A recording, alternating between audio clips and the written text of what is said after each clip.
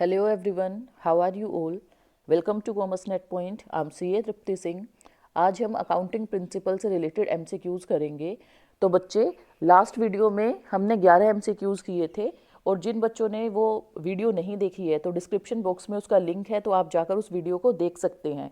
तो आज हम अपने क्वेश्चन नंबर 12 से स्टार्ट करते हैं MCQs। ओके, तो रीड करते हैं अपना question. Consider the following statements. हमारे पास 4 स्टेटमेंट्स दी हुई हैं और उसके बाद वो पूछ रहे हैं which of the statements given above are correct.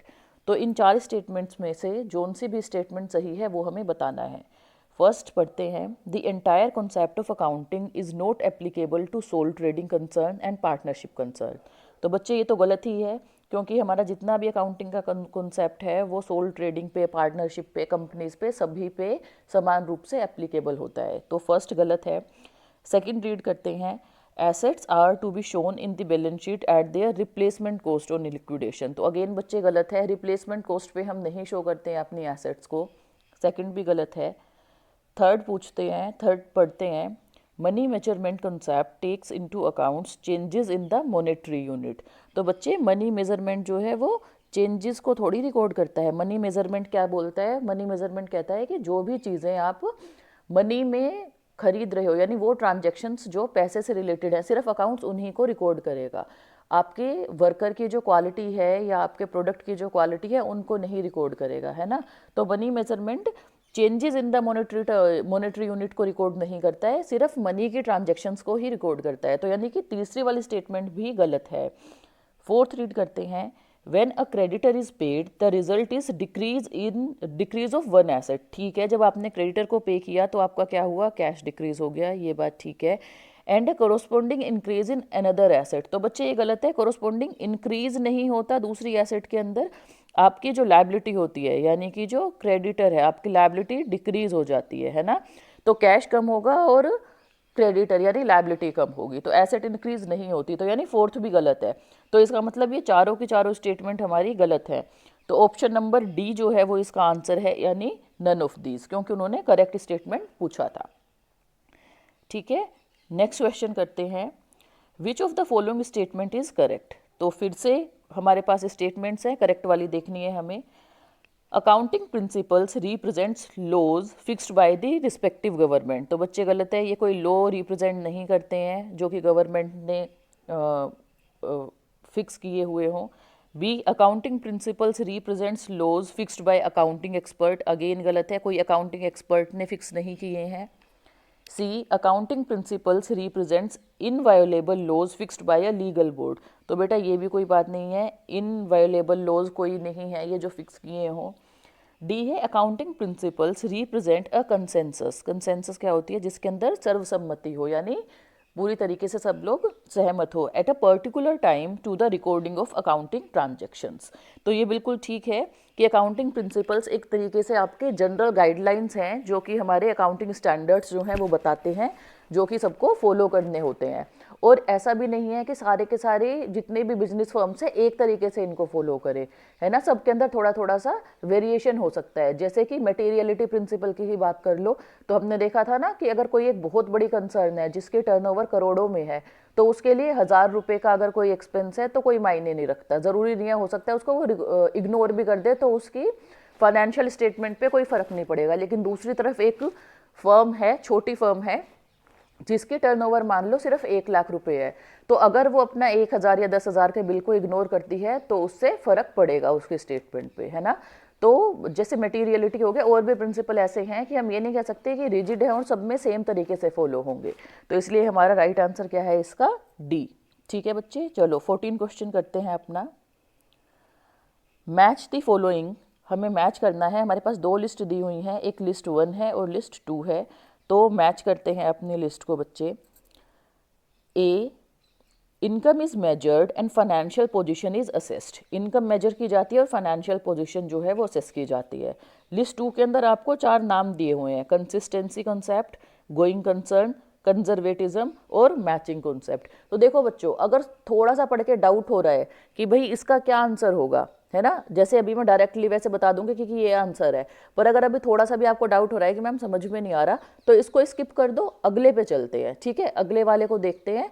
और फिर अपना देखो, जब भी हम ऐसे मैचिंग क्वेश्चन करने के लिए आते हैं तो कई बार हमें एक या दो का आंसर नहीं पता होता है, पर लेकिन जो हमें पता होते हैं जब आप उनको टिक कर देते हो तो बाकी का भी आंसर इजीली कर पाते हो, है ना। तो सेकंड वाला एक बार रीड करते हैं। बी में पूछ रहा है anticipate no profit and provide for all possible losses. तो ये तो पढ़ते के साथ सबको समझ में आ गया होगा किसकी बात कर रहा है, कंजर्वेटिज्म की बात कर रहा है कि लॉसेस के लिए आप प्रोविजन बना के चलते हो लेकिन प्रॉफिट के लिए नहीं बनाते हो। सी देखते हैं, assets are depreciated on the basis of expected life rather than on the basis of market value. बच्चे, मैंने अपनी वीडियो के अंदर बहुत अच्छे से समझाया हुआ है गोइंग कंसर्न के अंदर ये वाली चीज़, है ना। अगर जिसने मेरी वीडियो नहीं देखी है, डिस्क्रिप्शन बॉक्स में जाकर लिंक पे क्लिक करना और उसको चेक करना। तो ये किसके अंदर किसकी वजह से हम अपनी एसेट को जो है उसकी एक्सपेक्टेड लाइफ के अंदर डेप्रिसिएट करते हैं, गोइंग कंसर्न की वजह से, ठीक है। देन डी क्या है, comparison of one accounting period with that in the past is, हम अकाउंटिंग पीरियड के अंदर एक चीज़ हम साल दर साल फॉलो करते जा रहे हैं हर अकाउंटिंग पीरियड के अंदर, वो किसकी वजह से कर रहे हैं, वो कंसिस्टेंसी की वजह से कर रहे हैं, है ना। तो हम जैसे मान लो WDV फॉलो किया तो हम हर साल WDV ही फॉलो करेंगे, तभी तो हम उस चीज़ों को एक पीरियड से दूसरे पीरियड के अंदर क्या कर पाएंगे, कंपेयर कर पाएंगे। सो इसका आंसर क्या होगा, कंसिस्टेंसी। तो बच्चे देखो, अगर आप रूल आउट करने के हिसाब से देखोगे तो भी आपको पता चल जाएगा कि फर्स्ट वाले का आंसर क्या है, फोर्थ ही है। और वैसे अगर आप रीड भी करोगे, income is measured and financial position is assessed, कि आपने इनकम जो थी वो मेजर की और फाइनेंशियल पोजीशन असेस की, तो किसके हिसाब से, मैचिंग के हिसाब से। क्योंकि मैचिंग प्रिंसिपल के अंदर ही हम क्या करते हैं, हम ये कहते हैं कि भाई जितने भी इस साल के खर्चे हैं और जितने भी आपकी सेल है तो उनको आपको क्या करना है, मैच करना है, और उसी के बेसिस पे आप अपनी क्या बनाते हो, इनकम स्टेटमेंट या P&L अकाउंट अपना बनाते हो, है ना। तो 4, तो यानी हमारे देखो सीक्वेंस क्या हुआ, यानी आंसर के लिए फर्स्ट का हो गया 4, देन सेकंड का हो गया 3, थर्ड का हो गया 2 और फोर्थ का हो गया 1। तो राइट क्या हो गया सीक्वेंस, 4 3 2 1, 4 3 2 1। तो ऑप्शन नंबर ए है 4 3 2 1। तो यानी हमारा आंसर क्या हो गया, ए हो गया बच्चे, ठीक है।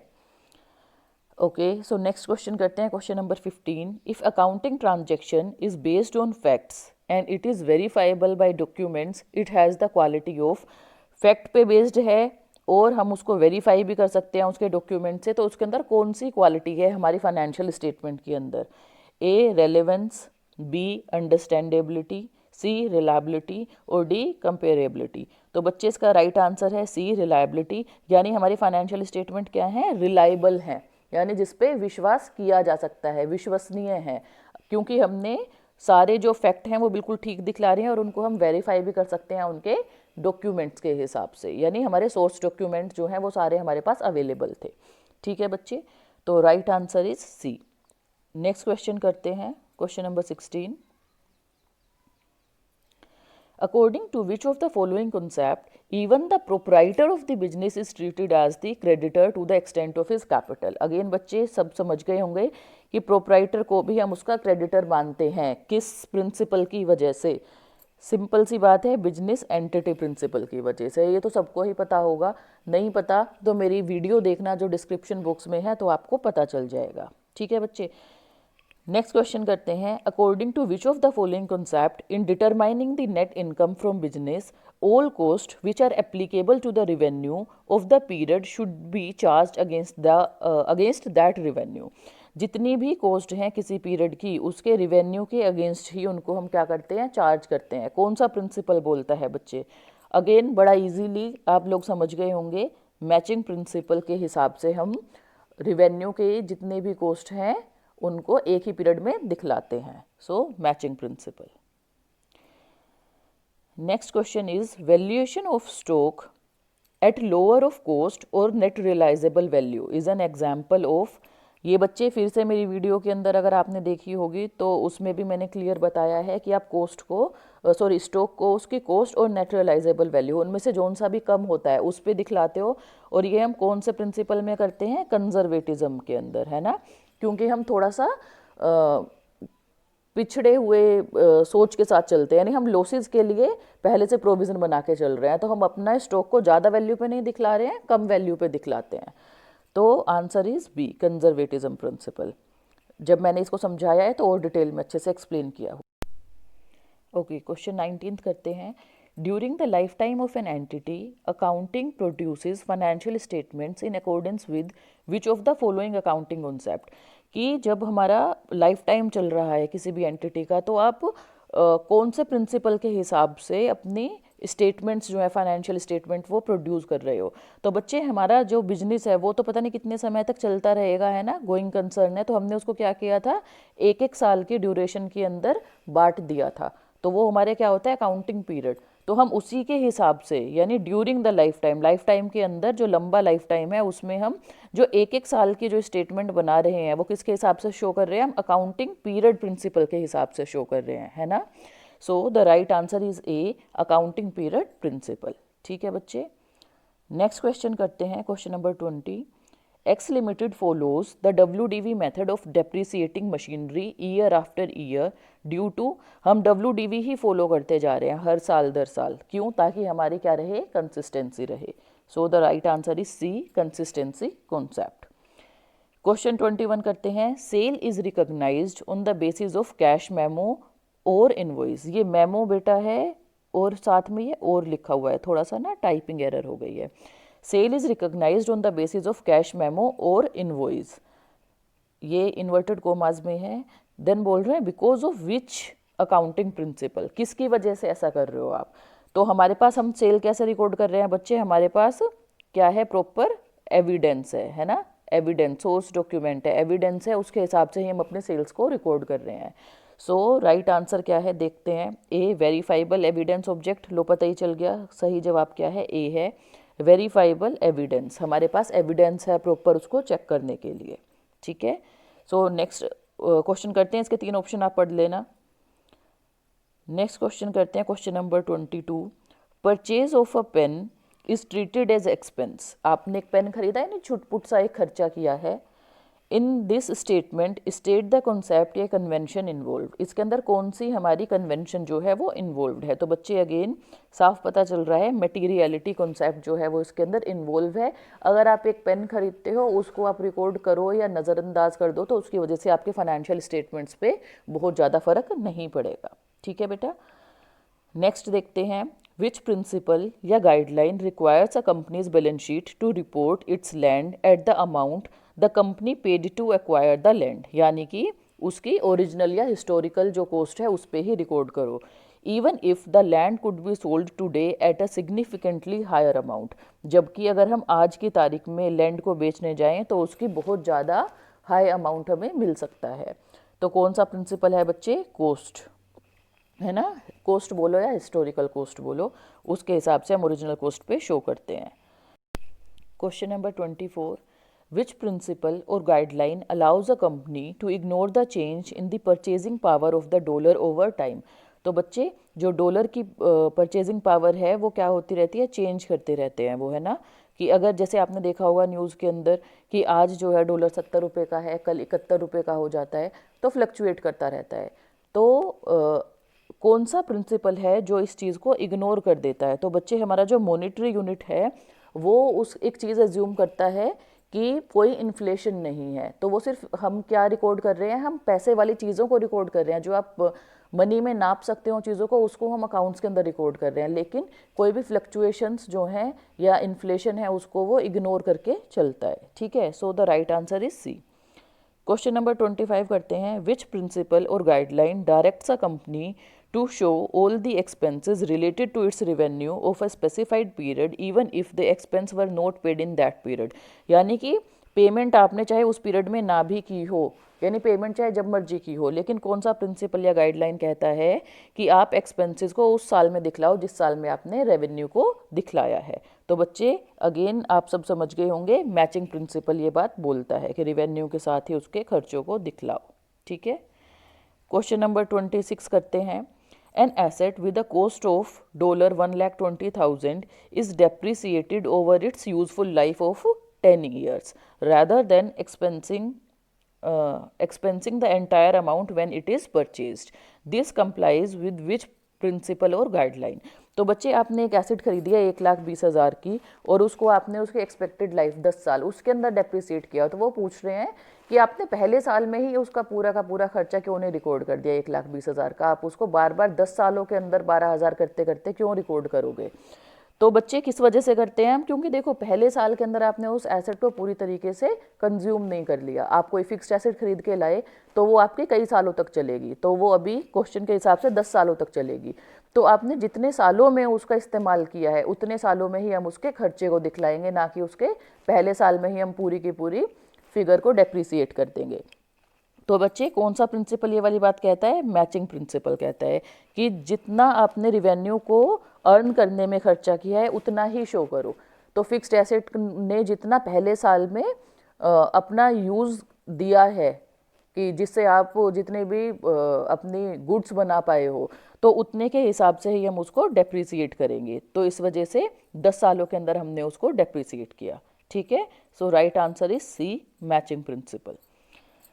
नेक्स्ट क्वेश्चन करते हैं 27। The zone marketing company provides advertising services to an investment company in year A but receives advertising fee in year B. आपने जो है एडवर्टाइजिंग कंपनी है कोई, उससे कुछ काम करवाया है, तो उसने सर्विस दी है ईयर ए में, लेकिन पैसा कब मिला है? ईयर बी में मिला है। The zone marketing company recognises this revenue in year A.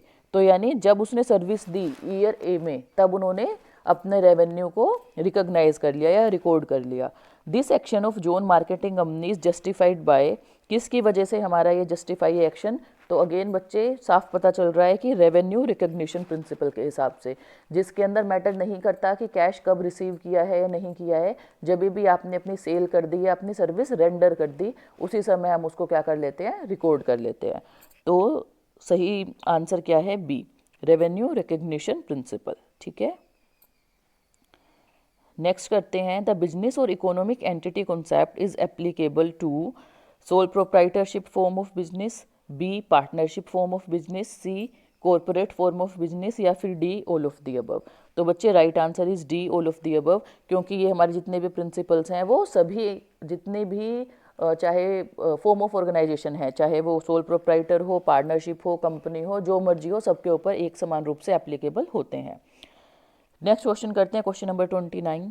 Which one of the following states that the life of a business can be divided into equal time periods? तो सही जवाब बताओ आप लोग क्या होगा? राइट आंसर इज ए। अभी अभी ऊपर भी हमने इसको एक्सप्लेन किया था, टाइम पीरियड अजम्पशन, कि आप लंबे समय को एक एक साल के पीरियड के अंदर डिवाइड कर देते हो, है ना। तो आज की क्लास का हमारा last question, question number 30। The auditor noticed that the financial statements of Meta company were missing some footnotes. Footnotes जो हैं वो missing हैं किसी कंपनी के।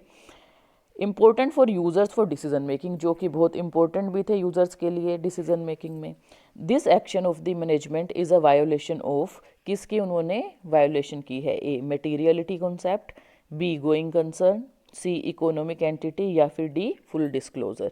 तो बच्चे answer is D full disclosure, जिसके अंदर हमें सब चीज़ों को डिस्क्लोज करना होता है, खासकर वो सब चीज़ें जो कि किसी भी इन्वेस्टर के डिसीजन मेकिंग को इन्फ्लुएंस कर सके, है ना। तो उसको उन्होंने फुट नोट के अंदर छुपा लिया, उसको सही से डिस्क्लोज नहीं किया, तो इन्होंने फुल डिस्क्लोजर कॉन्सेप्ट की वायोलेशन कर दी। ऑल राइट गाइज, आज के लिए सिर्फ इतना ही। अगर आप लोगों को मेरी वीडियो पसंद आई हो तो please like, share and subscribe to commerce net point and don't forget to press the bell icon, क्योंकि फ्यूचर में अपलोड होने पर कोई भी नई वीडियो आपको उसकी नोटिफिकेशन मिल जाएगी। अगर आप लोगों के पास कोई सजेशंस हैं तो प्लीज़ कमेंट करके बताइए, और अगर आप लोग और MCQs चाहते हैं तो प्लीज़ कमेंट सेक्शन में लिखिएगा, तो मैं और MCQs जो हैं वो भी आप लोगों को सेंड कर दूंगी, वीडियो बना दूंगी उसके ऊपर। और अगर आप लोग जितने भी नोट्स हैं वो चाहते हैं तो प्लीज़ टेलीग्राम चैनल को ज्वाइन कीजिए, उसका लिंक डिस्क्रिप्शन बॉक्स में गिवन है। Okay, so thank you.